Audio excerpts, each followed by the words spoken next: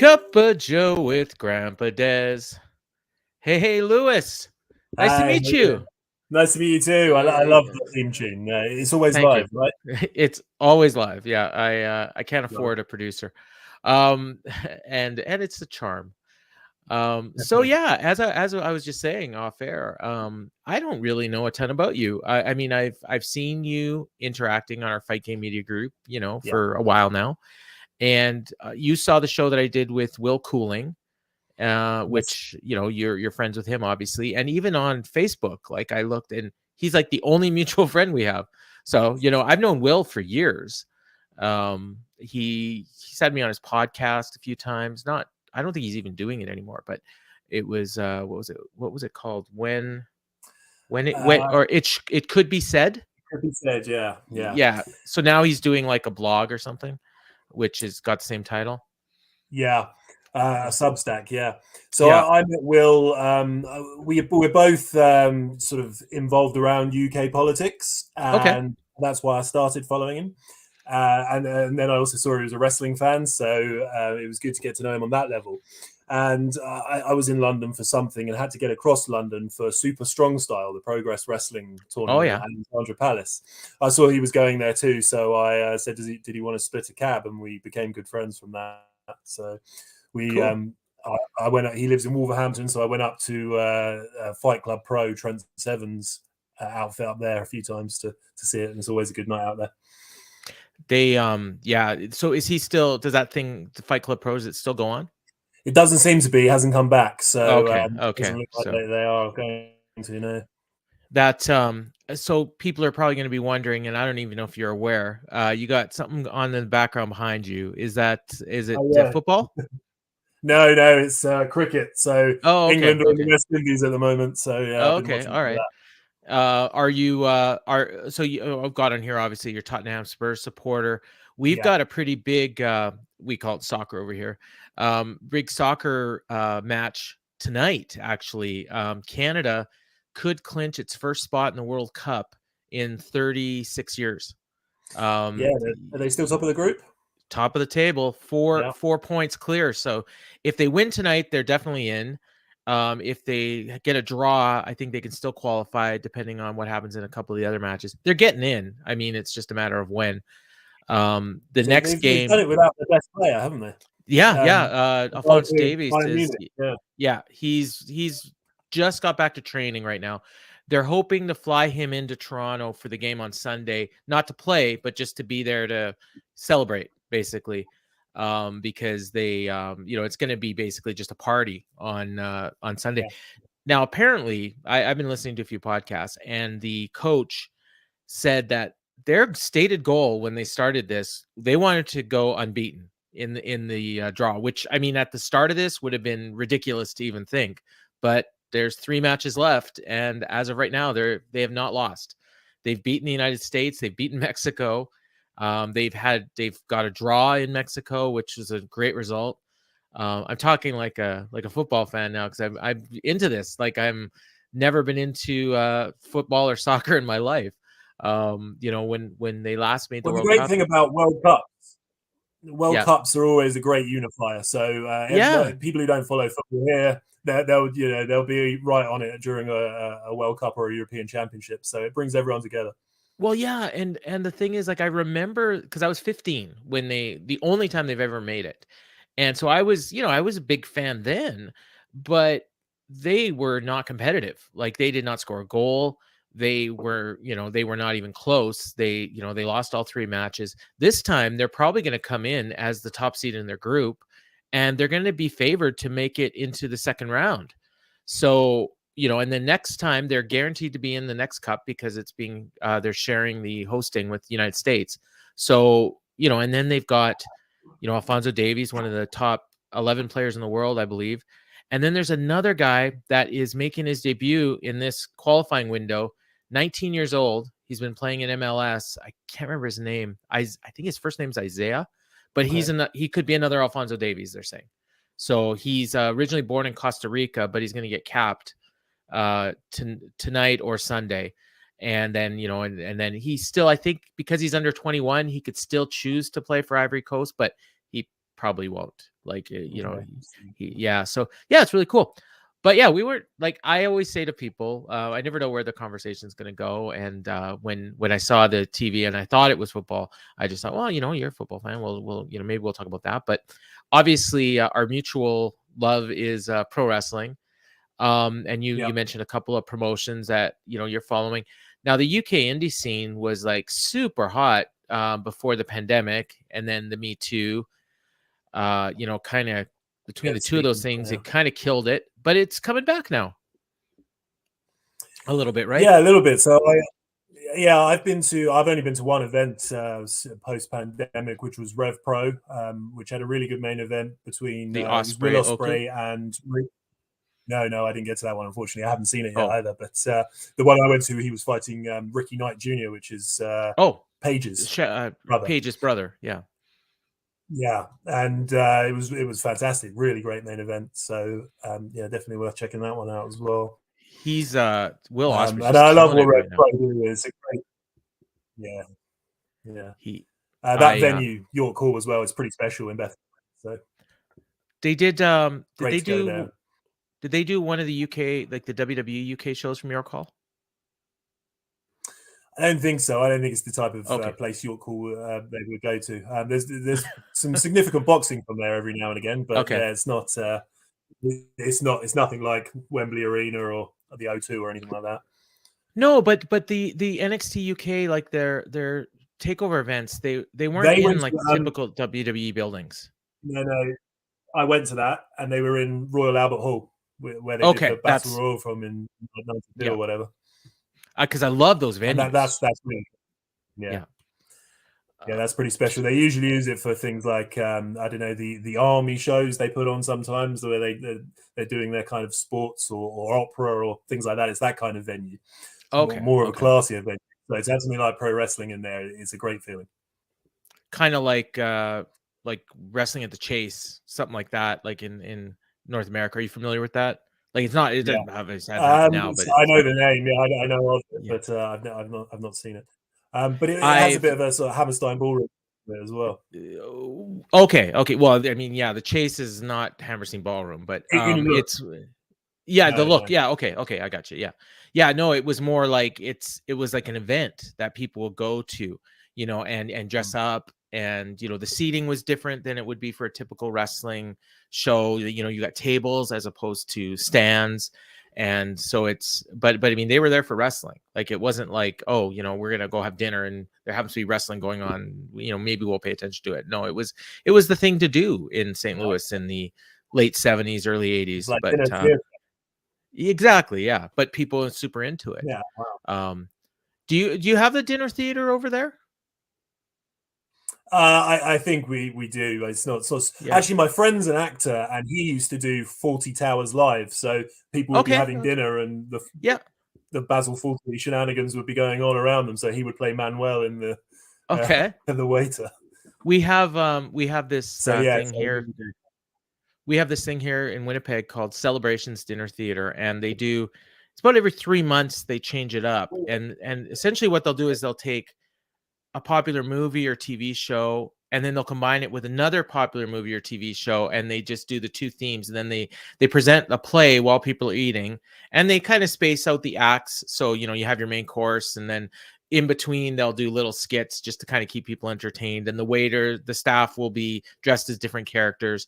So the last time we went, they were doing Friends, and so it was the waiters were like, you had like Gunther and Janice, and like, so it's kind of subsidiary characters on the show, as opposed to like the main actors were all like Ross, Rachel, Joey. They were on the stage, but the people that were serving you were, the landlord upstairs, like guys like that. So yeah, it's I have a lot of fun with those things though, and they're a little pricey, but it's a nice night out. So other, I'd love to do one that's like Cheers. Yeah. Oh, I'm sure they've done that. In fact, that would be fantastic. Let me have a quick look at what they're doing, because I think they just reopened. Let's see. I'm gonna give them a free plug here. You're sitting up at the bar and it's hang on. What are they doing this right now? Upcoming shows. Here we go. So right now they got Girls Just Want to Have Fun, which is join us for our salute to the great ladies of the 80s music scene. Then they got Summer of 69, and then they've got Ships Creek, which is obviously going to be a takeoff on Schitt's Creek, which is a Canadian TV show. Sounds like you've heard of it. And shit being the last name of the people. I'm not swearing here. SCHITT''S. Schitt's Creek. Yeah, I know it's somehow on that made it. Netflix here, but I haven't seen it yet. Yeah, and I've never watched it either, but it's super popular, and I think my wife watches it. So you mentioned that you've been to the Red Pro. I have not been to a wrestling show since the pandemic, but I'm supposed to go to my first one in just under 2 weeks. Little snag here happened that may put a stop to my travel plans. I'll know a little bit better early next week, but as of right now, the plan is to go to WrestleMania. So that'll be my first show live since Double or Nothing in 2019. Yeah, cross the fingers. And then I'm 99.9% sure I'm going to Double or Nothing in Vegas in May. So if I don't get to Mania, I will definitely be going there. And Mania may not be my first show because I'm trying to get into the Super Card of Honor and maybe the NXT show while I'm there. So we'll see. We're driving down, so it's going to depend on how quickly we get down there, where we stay. We don't have a hotel booked. Like, it's not that we're making last minute plans, but what I find is that when I book the last time I booked a trip to the last time I went to Mania, it was in Dallas as well, and everyone was booking their hotels ahead of time, and they paid like $200-300 a night, and they were staying like right close to the venue. And for me, I drove down and I did the hotels.com app, and it gives you deals. So I basically just looked for the best deal, and I found like something. It was like about a 20-minute drive from downtown, and I got like a super nice like 4.5-star hotel for $80. And and it was great. Like, I had to drive, but it was fine. I have my car there anyways.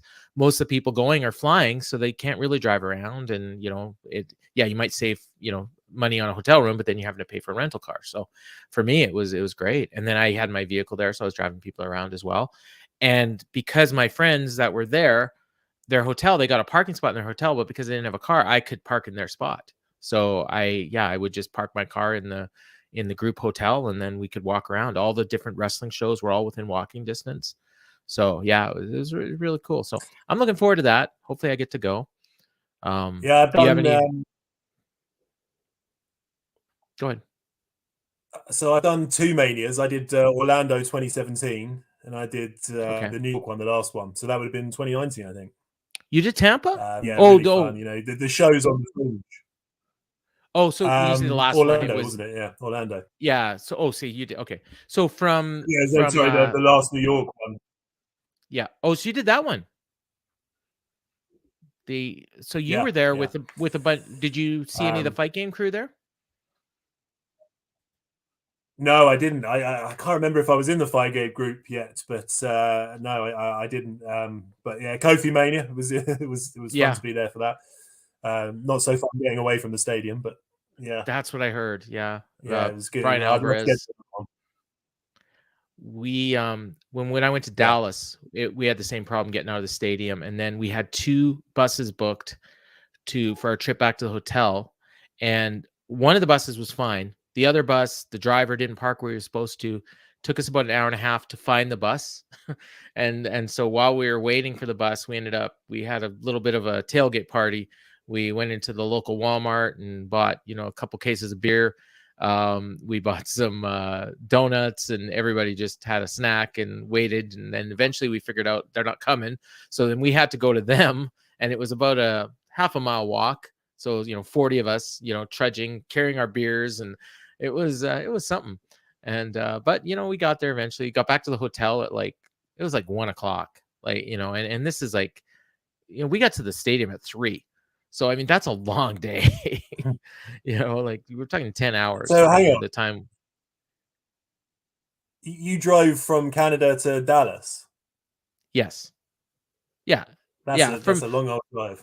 Well, when you say Canada, Canada's huge. So we're right in the center of Canada.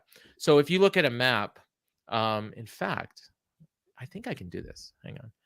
I'm going to show you and everybody else, because I did this actually.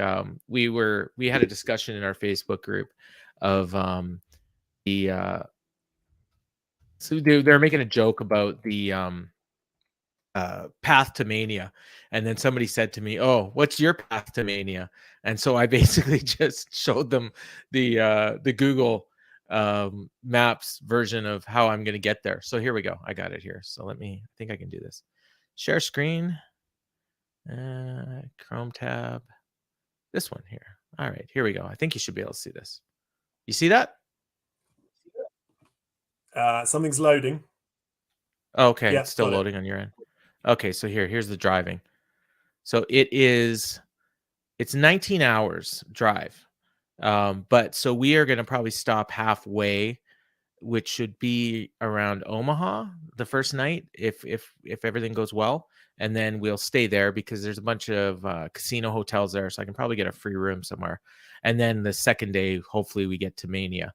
And if not, we'll get, we'll stop somewhere in maybe Oklahoma or something, and then we'll get there Friday afternoon. So we're leaving on Wednesday morning. So, but I mean, you see, it's like pretty much a straight shot, like, from Winnipeg to Dallas, just straight south. So it's funny because in Winnipeg right now, and we're talking Celsius. So here, let me stop this sharing. In Winnipeg right now, it's today it's actually pretty nice. It's 3 above Celsius. So Okay. and and probably next week when we go, it'll probably be similar to this. In fact, I could probably look up the temperature right now. But we did the Mania trip before, and it was kind of like this. I think it might have been below zero when we left. So let's say it's -5.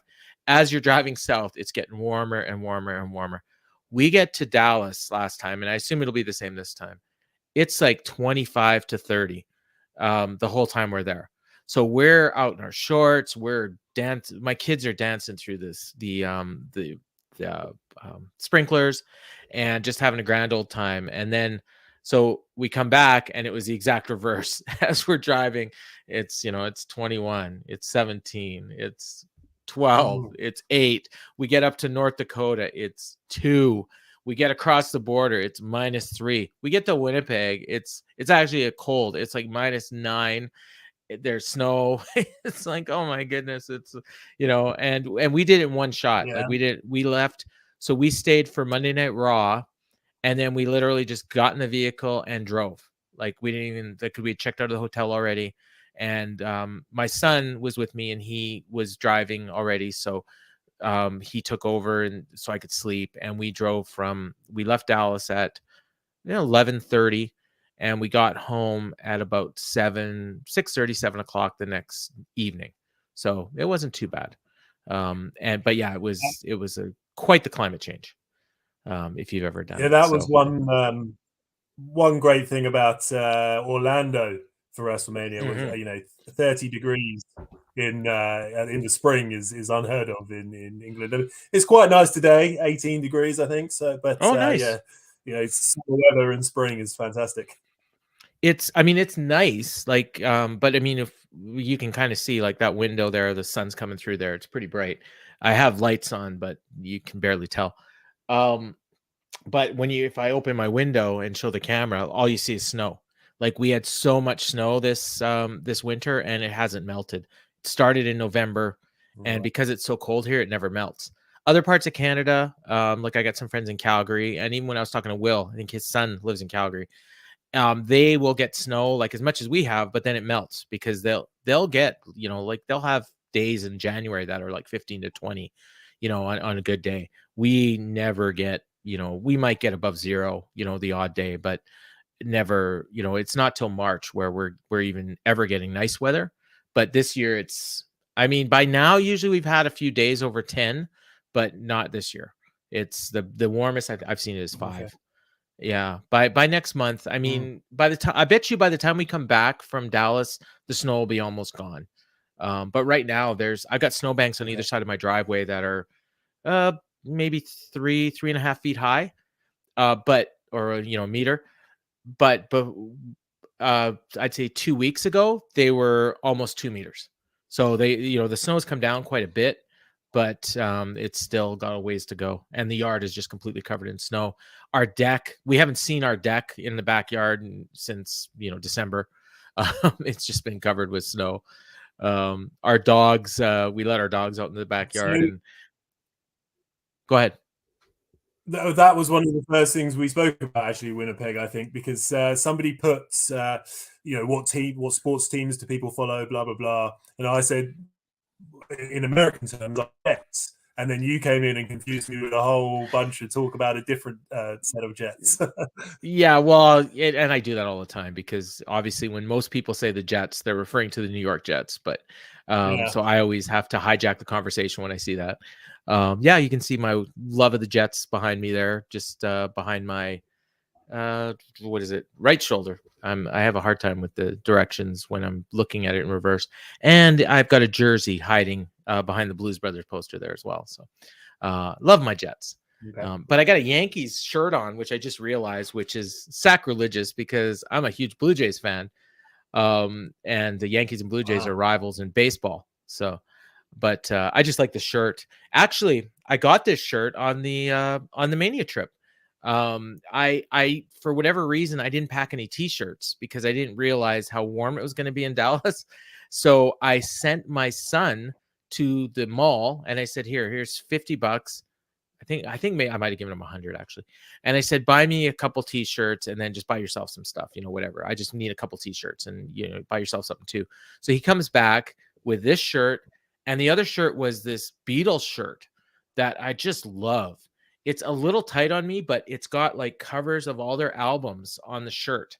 And then, the Beatles script right across, their normal logo. And I just thought it was awesome. And he just, and he knew I liked the Beatles, and then he knew I liked baseball. But I think for him, he doesn't follow it close enough to realize that I don't like the Yankees. But we had gone to New York, I think the year before, or maybe 2 years before. So I think maybe just in his mind, he thought, oh yeah, we went to New York, so he probably likes the Yankees. So, but I do love the shirt, and it's a great shirt. And my baseball team is Japanese. Actually, it's the SoftBank Hawks. Okay. Oh wow. I've been to Japan a few times. Got a friend in Fukuoka. Visited him, and they're actually, in recent years, they've been the most successful Japanese baseball team. So I started following them, picked up a jersey while I was out there, and I keep track of their results. I've only been to one wrestling event in Japan, though, which I need to change, but I got to go to Sakura Genesis a few years ago. Cool. That was the one where Zack Sabre challenged for the title, and they had the all IWGP Junior Heavyweight match between Will Ospreay and Marty Scurll, where they did that scary Spanish fly on the apron on the outside. Oh my God, I remember that. Really good. Well, that was the one too where Will was kicking him in the head when he was like upside down and like just pounding him in the head. Is that the same one I'm thinking of? Yeah. So who did Zack challenge against for that one? Was it Okada? Okada. Okay. Yeah. Okay. Wow, that's cool. That's on my bucket list. Like, I definitely want to see. It's going to be hard. Like, I don't know if I'm ever going to get to Japan, with my family commitments and everything. And my wife does not want to go to Japan, so it would be a me trip on my own. So for me to basically take off for a week is tough, but I definitely want to do it at some point. Wow. I went because my friend was getting married. He's Japanese. He came over for university. Invited us to his wedding and went out there and traveled around a bit afterwards. And I just fell in love with the place, and I've been back twice since because it's just such a fantastic country. And I think 9 out of 10 people who are skeptical, if they go there, will find that they actually love it. But I'm sure she'd love it. I think it's more she doesn't want to do the 24-hour on the plane to get there. It's not so much she doesn't want to be there. It's the trip that she doesn't want to do. For me, I like plane rides, so I'd be fine. I can sleep on the plane. She can't. So, we're talking about just completely screwing up her system twice in a week. So we didn't really go over any topics or anything, but I was curious. I like to ask this from people, that I talk to from the UK.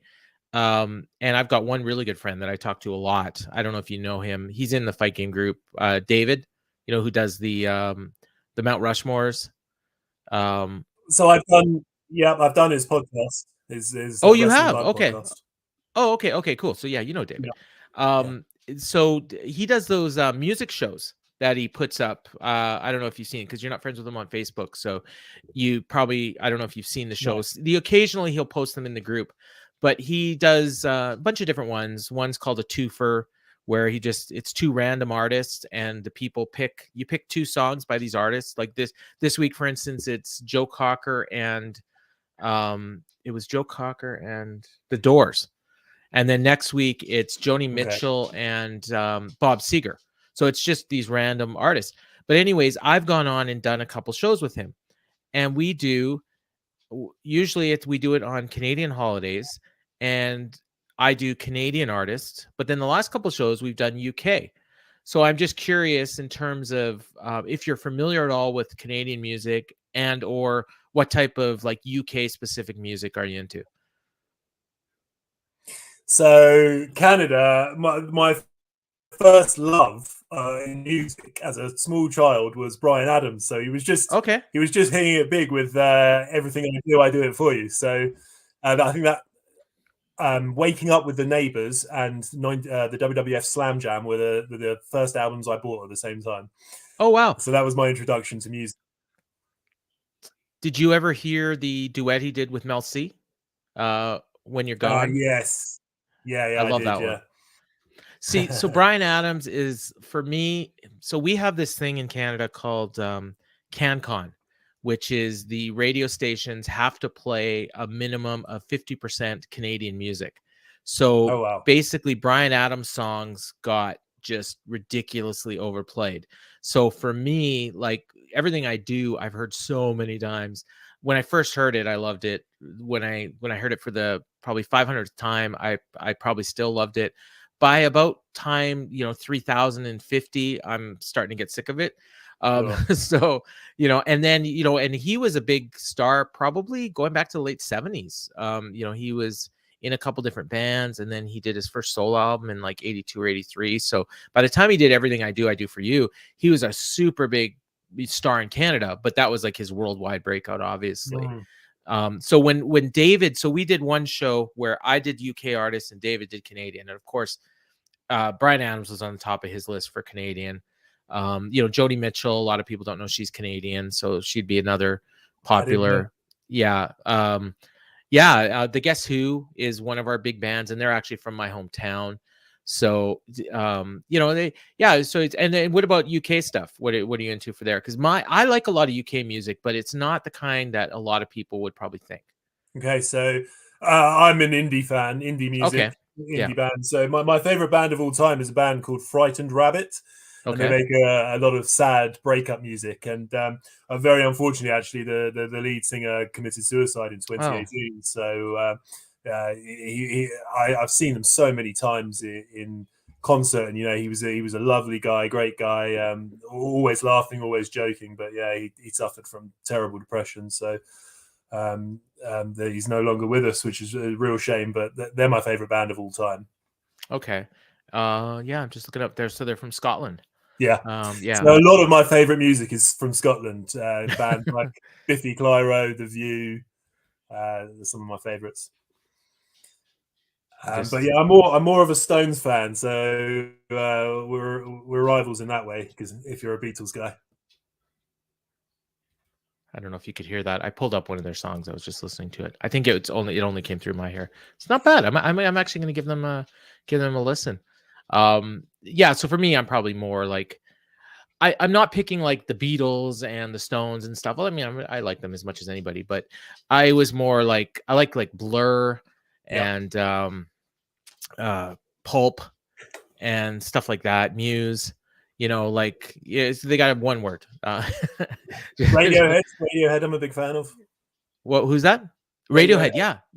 Radiohead. Yeah, I'm not as big. Coldplay. There's a few of their songs that I'm into. So, he's doing a thing right now called the top.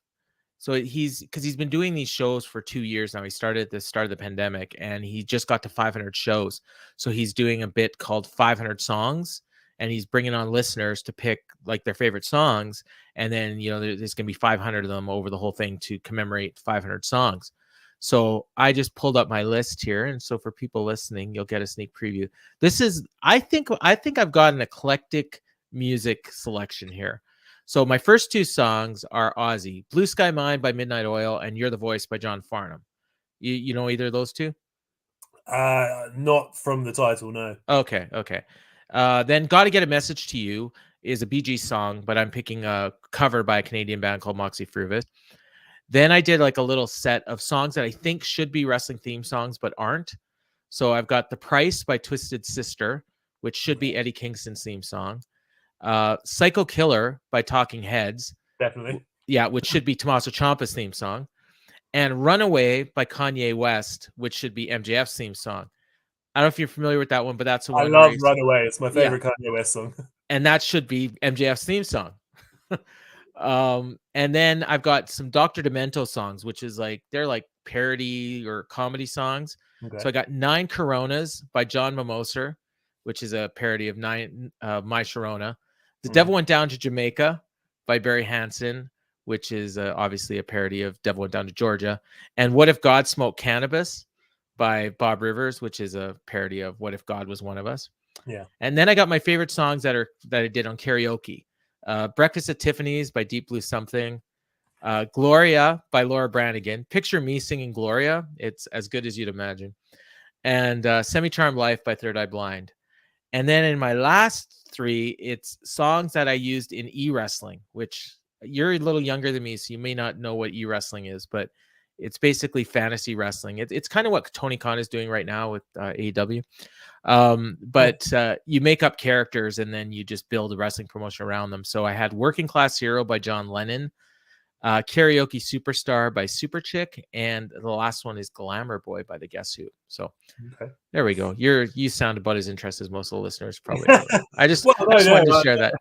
Yeah, so you can listen to that. Half of them I didn't. So that'll be next Tuesday. We're doing that. So I'm going to listen to it on my trip to Dallas. So yeah, I'd encourage you to check it out every once in a while. It's I think it's a UK based app called Mixcloud, but you can get it here. But obviously there it's really good. And he plays like, they're all commercial songs, and he does he talks in between them and he dedicates the songs to people. You request a song, he plays it. That's the gimmick. So it's kind of cool. And I get to hear a lot of different music that I wouldn't normally listen to because other people request it. So yeah. This is one thing I like about Spotify, that if you're listening to music you like, after the album's over, it'll play similar things or things you like. And I've picked up so much music that way. That's what I do like all day while I'm working. I go on YouTube Music, and you pick one song and then it just decides what you want to listen to. I do find that the songs get a little repetitive on YouTube Music. On Apple Music, it's a little better. I don't have Spotify, believe it or not, even though as I'm saying this podcast will be on Spotify at some point, but I keep it on YouTube for about a month and then I move it over to Spotify. So you made that sort of throwaway joke there about Tony Khan and doing fantasy wrestling at the moment. I was just having a conversation about that it shocks me he didn't start something sooner. He waited until the right moment with the right guys. But as the son of a billionaire with a lot of cash behind him, who was always into ECW and Mid-South and everything, how did he not get tempted to set something up at the wrong too early? Well, if he had of, it might not have been or something, or lesser TNA. If he had of, it might not have been successful. I do think, in fact, I have it on pretty good authority that around 2015, 2016, he was actually looking at buying Ring of Honor, and he couldn't get the right price. So now he's got it. And you know what? It looks like we might have lost. I'm back. Okay, you're back. Okay, you froze a bit. I was just about to wrap it up, anyways. So, but I don't know if if there's anything else you wanted to talk about before we wrap this up, or we've gone just over 30 minutes, so that's about how long I said I was going to keep. I think my Wi-Fi wants to die. So okay, all right. Well, you know what? That's good time as any to wrap it up. Wrap up probably. Yeah, but I will definitely try to have you on again, and maybe next time we'll talk a little bit more wrestling than we did this time. But I thought this was a fun conversation, and hopefully people enjoyed it as much as I enjoyed meeting you. And so for Lewis, I've been Grandpa Dez, and this has been Cup of Joe with Grandpa